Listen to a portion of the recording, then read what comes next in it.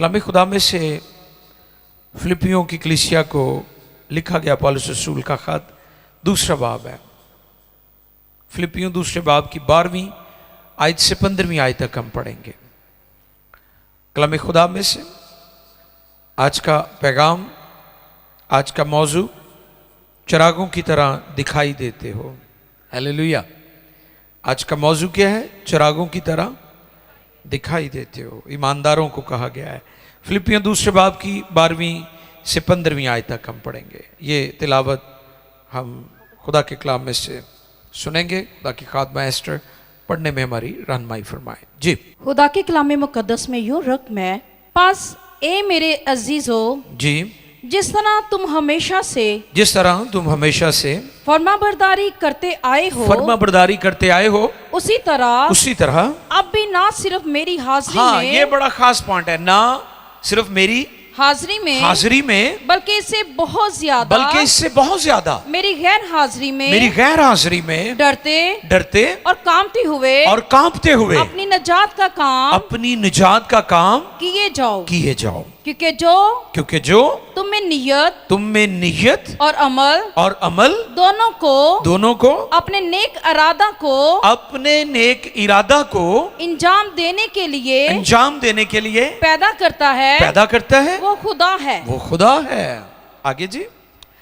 पर सब काम शिकायत और तकरार बगैर किया करो। शिकायत और तकरार बगैर किया करो, ताकि तुम बेऐब और भोले होकर टेढ़े और कजरो लोगों में खुदा के बेनक्स फर्जंद बने रहो, जिनके दरमियान तुम दुनिया में चिरागों की तरह दिखाई देते हो। मुकद्दस कलाम के पढ़े, सुने, समझे और कबूल किए जाने पर उसकी बरकत। मौजू की समझ आ गई है जी। रीडिंग जब हो रही थी तो जो पैगाम है, मैं ईमान रखता हूं कि आपके जहन में वो स्केच बन गया होगा कि आज का पैगाम कैसा है। पौलुस रसूल फिलिपियों की कलीसिया को ये पैगाम दे रहे हैं। हम जो फिलिपी शहर है वहाँ से, मैंने पहले भी कई मैसेजेस में जिक्र किया है कि हम वहाँ फिजिकली गए हैं। अब वहाँ पर ना कोई आबादी है, ना कोई चर्च है और ना कोई घर है, बस थोड़े से खंडरात हैं और बेआबाद और उजड़ी हुई जगह है, कीकर हैं और इस तरह की चीज़ें हैं। वहाँ पर कोई कलीसिया नहीं। एक गवर्नमेंट ने बोर्ड लगाया हुआ है सारे कदीमा वालों ने फिलिपी शहर का कि ये वो शहर है जहाँ पर ये कलीसिया जो है वो कायम हुई थी। तो कलाम खुदा में से जो हम सीख रहे हैं, फिलिपियों की कलीसिया को जो पौलुस रसूल का मैसेज है, उसमें पहली बात यह है कि हम रूहानी सिर्फ कुछ वक्त के लिए नजर ना आए। आज एक बहुत बड़ा मसला है लोगों का कि उन्होंने दो तरह की लाइफ रखी हुई है। डबल स्टैंडर्ड हम उसे कहते हैं, दोहरा मेयार। एक वो लाइफ है जो नजर आती है या चर्च के अंदर नजर आती है। आप इसे इस तरह भी कह सकते हैं कि वो लाइफ जो चर्च के अंदर नजर आती है, वो लाइफ जो आप अपने पास्टर के सामने आपकी लाइफ है। मुझे याद है बहुत साल पहले हम एक शहर में थे, शायद खानेवाल में, तो हमारे एक दोस्त हैं तो उन्होंने सिगरेटा पीन की आदत सी। उन्हें जो मैनू वेख्या था सिगरेट पिछे नु कर लिया कर, सुटी नहीं, पिछे नु कर ली। पता तो मुझे चल गया था कि ये सिगरेट पी रहा था और मुझे देखकर इसने छुपा लिया। मैं जाके उसका गुट फड़ लिया तो मैं सीधा कर दिता जो पिछे उन्होंने किया।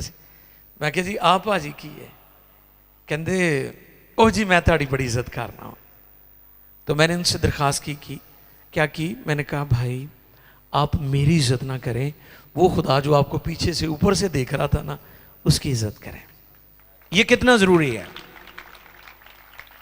कि आप सिर्फ अपने पास्टर की मौजूदगी में या सिर्फ चर्च में रूहानी नजर ना आए, बल्कि आपकी जो जिंदगी है उसमें खुदा हर जगह मौजूद होना चाहिए। जो आयात तिलावत की गई हैं उनमें खूबसूरत जो पैगाम है वो क्या है? बस ए मेरे अजीज़ों, जिस तरह तुम हमेशा से फर्माबरदारी करते आए हो उसी तरह अब भी न सिर्फ मेरी हाजिरी में बल्कि इससे बहुत ज्यादा मेरी गैर हाजिरी में डरते और कांपते हुए अपनी निजात का काम किए जाओ। What a great teaching! कितनी खूबसूरत ये तालीम है कि अगर आपके पेरेंट्स आपको नहीं देख रहे, आपका टीचर आपको नहीं देख रहा, आपका पास्टर, आपके माँ बाप नहीं आपको देख रहे, आप इस बात को ज़हन में रखो कि खुदा आपको देख रहा है। और पौलुस रसूल फिलिपियों की कलीसिया को, फिलिपी शहर के ईमानदारों को ये पैगाम देते हैं कि तुम मेरी हाजिरी से ज़्यादा मेरी गैर हाजिरी में ज़्यादा खुदा की वफादारी किया करो, उसके कलाम पर अमल करो, उसकी शहादतों को मानो। ये पहली तालीम है, ये पहला पैगाम है, ये जो आयात पढ़ी गई है। दूसरा पैगाम, ये पैगाम हमारी चर्चेस और हमारी कलीसियाओं में इसका बहुत ज़्यादा इतलाक होना चाहिए। वो क्या है? 14वीं आयत पढ़ें जी। सब काम शिकायत और तकरार बगैर किया करो। ये बड़ी खास बात है। हमारे मुआशरे में एक बहुत बड़ा मसला है कि हम जो भी करते हैं एक दूसरे के ऊपर एहसान करने की कोशिश करते हैं। मसलन बीवी अगर शोहर के लिए उसके कपड़े प्रेस करती है या बच्चों का खाना बनाती है या घर की सफाई करती है तो वो सारे आनू ये दस दिए जी मैं ही सारा कुछ करनी है, और फिर साथ शिकायत भी करते हैं।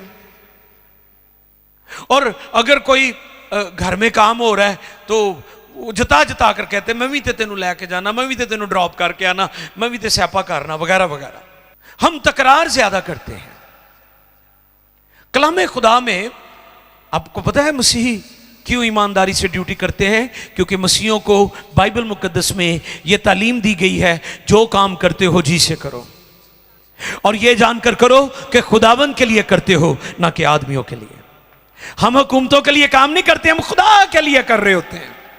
इसलिए हमारी नर्सेस, हमारे जितने भी मसीही किसी भी डिपार्टमेंट में हैं, वो एजुकेशन में है, वो पुलिस में है, वो सेहत के महकमा में है, किसी भी डिपार्टमेंट में, वो इसलिए ईमानदारी से ड्यूटी करते हैं क्योंकि वो जानते हैं कि ये काम मैं अपने खुदा के लिए कर रहा हूं। और इसलिए मसीहों पर लोग बहुत ज़्यादा एतमाद भी करते थे। शायद आज थोड़ा फर्क पड़ गया है, हमें इस पर गौर करनी है। हम छोटे छोटे कामों के लिए तकरार करते हैं।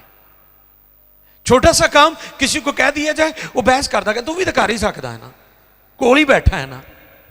ये जो लफ्ज काइंडनेस है ना, ये तो है ही नहीं हमारे मुआशरे में, जिसे हम मेहरबानी कहते हैं कि जी ये बड़ा मेहरबान है। मेहरबान वो शख्स होता है कि अगर कोई चीज गिर गई है तो आपने उसे नहीं कहा कि जी मुझे उठा, वो फौरन आपको ले सर प्लीज। ये काइंडनेस है।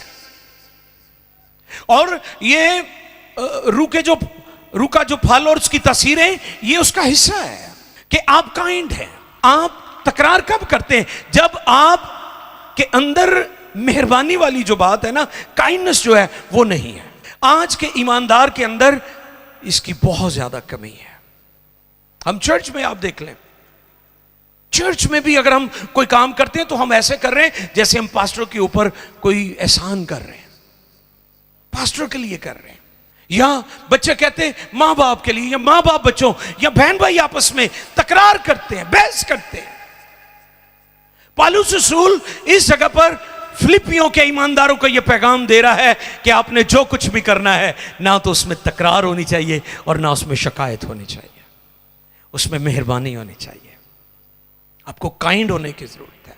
और फिर हम रूहानी तौर पर उस मयार पर आएंगे जिस पर खुदा हमें लाना चाहता है।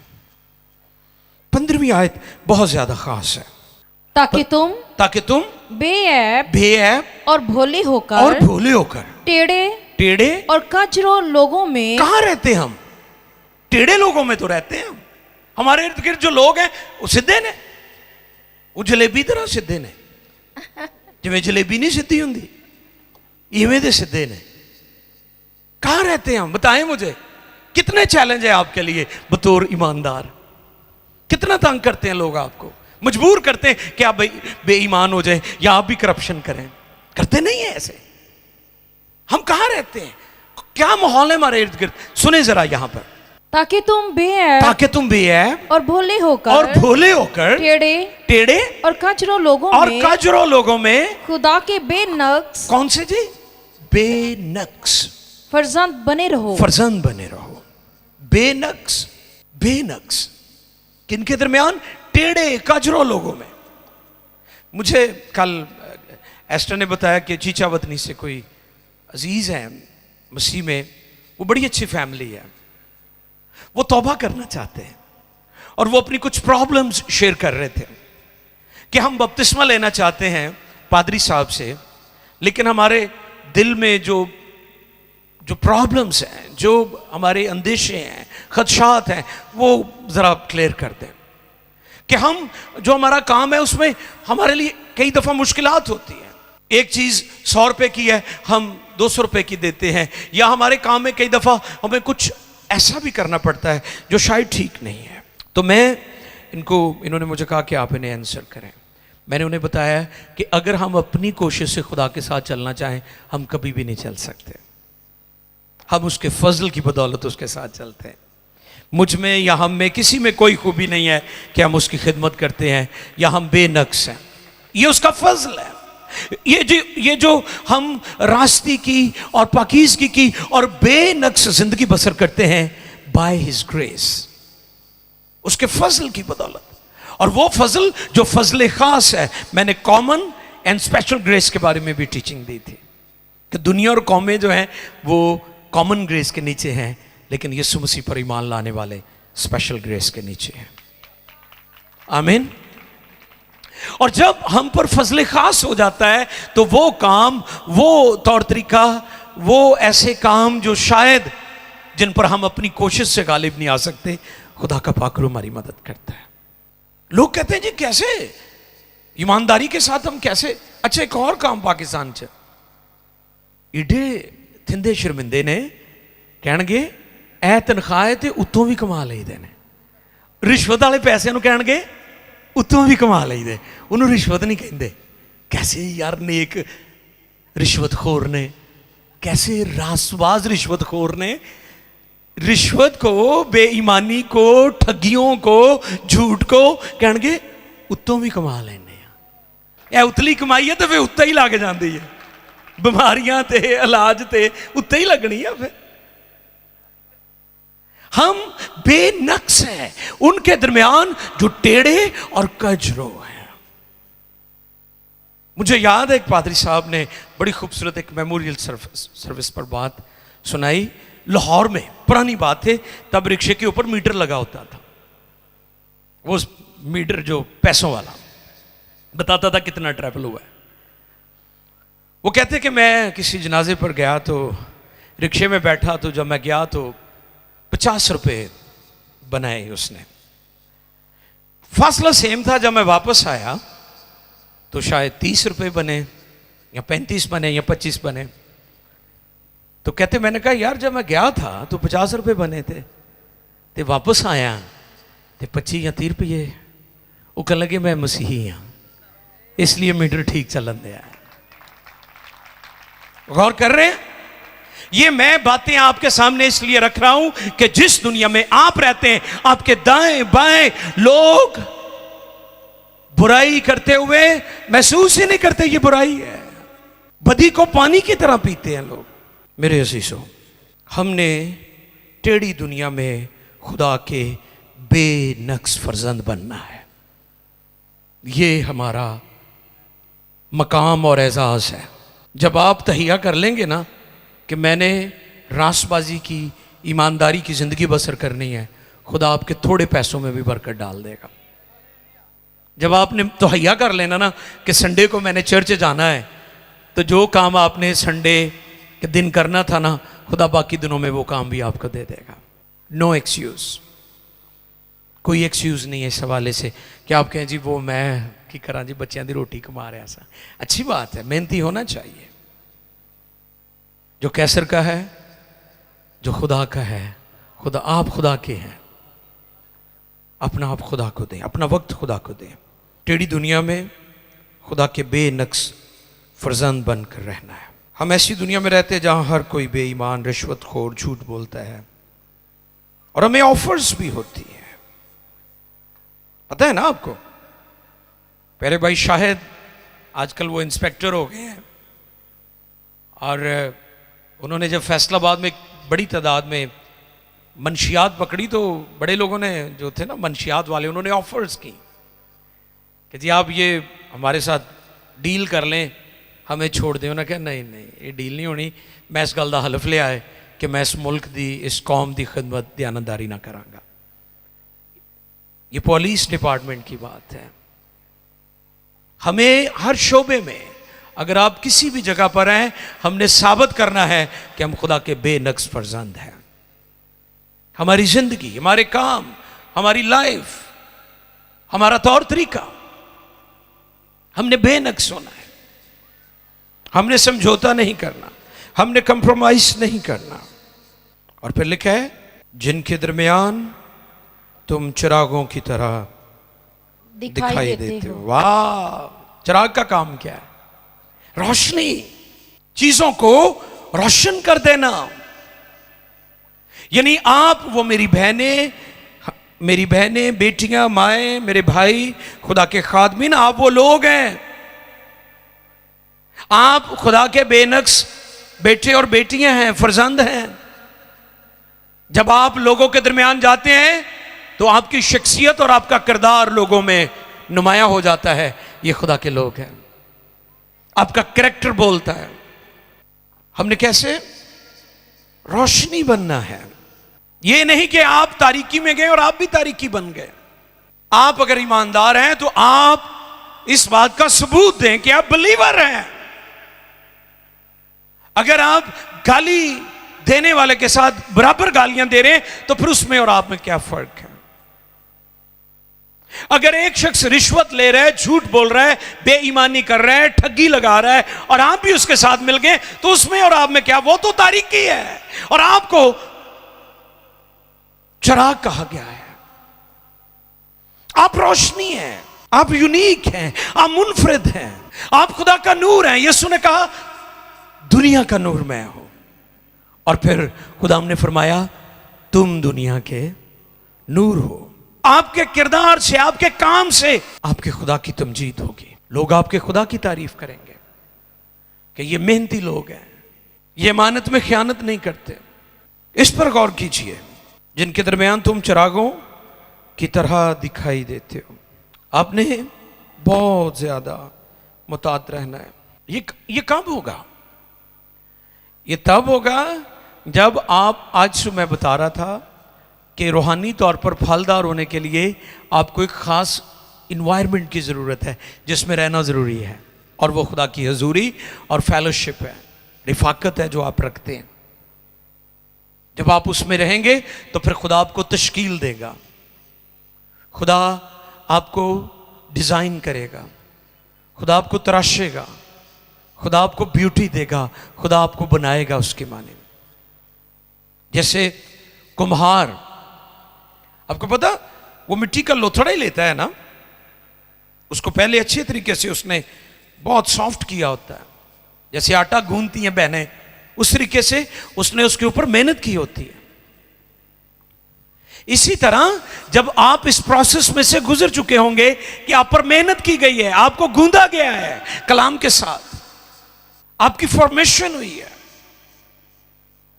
और फिर जब आप जैसे कुम्हार उस मिट्टी के लोथड़े को लेता है और वो जो उसका चाक, उसे कहते हैं चाक, उसके ऊपर रखता है ना, तो पड़ा रहेगा ना लोथड़ा, कुछ नहीं बनेगा, वो घुमाता है उसे।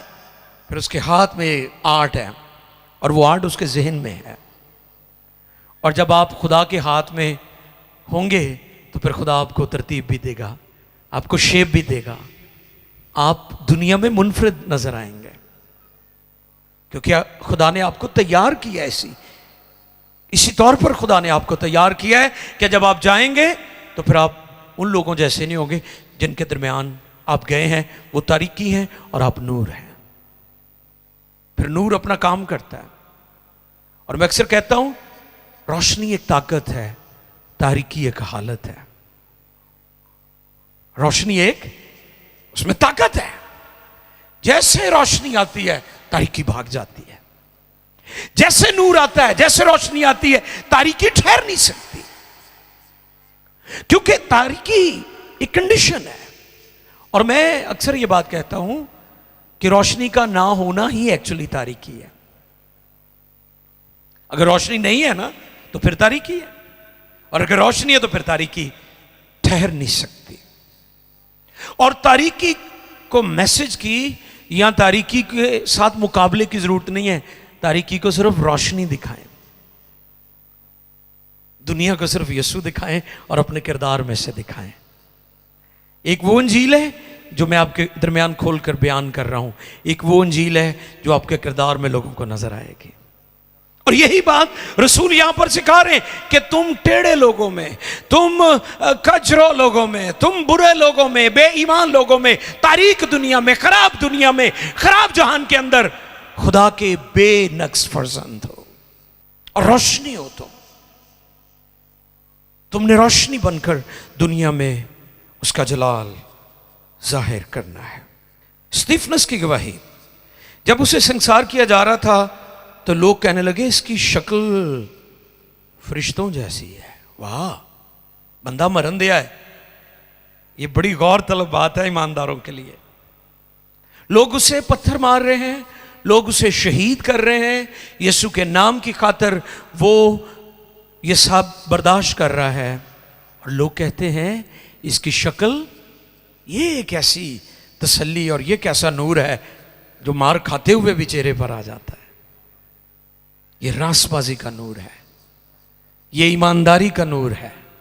लेकिन मैं आपको ये बात कहना चाहता हूं कि स्टीफनस की जिंदगी से इस बात को सीखें कि स्टीफनस जब शहीद किया जा रहा था, उसकी शक्ल, उसका चेहरा फरिश्तों जैसा था। उसे मार रहे थे, उसे पता है मैं मर जाऊंगा, लेकिन उसके अंदर एक पीस था, उसके अंदर एक इत्मीनान था जो उसके चेहरे पर भी नजर आ रहा था। आप जब बेचैन घबराए हुए होते हैं तो वो घबराहट आपके फेस पर भी आ जाती है। बेचैनी, बेकरारी जो है, एंजाइटी जो है, वो आपके चेहरे पर भी आ जाती है।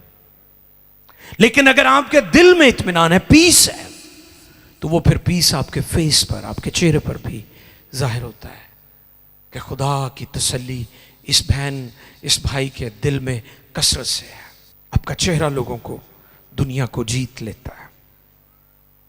स्टीफनस की गवाही, यानी मुश्किल तरीन हालात में भी वो चिराग की मानी चमक रहा था। हालेलुया। सिर्फ आपने अच्छे हालात में नहीं चिराग बनना, बल्कि मुश्किल तरीन हालात में भी चिराग बनना है।